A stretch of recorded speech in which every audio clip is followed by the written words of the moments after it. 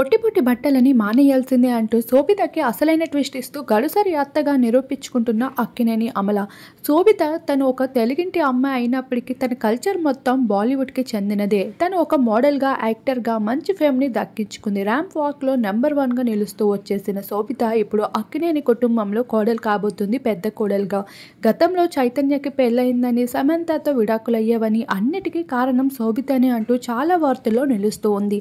ఇక అభిమానులు ఏకంగా సమంతని బాధ పెట్టినందుకు దాని రిఫ్లెక్షన్ తప్పకుండా ఉంటుంది శోభిత అని అంటున్న విధంగానే ఇప్పుడు శోభిత చాలా చేదు అనుభవాల్ని ఎదుర్కోవాల్సి వస్తుంది.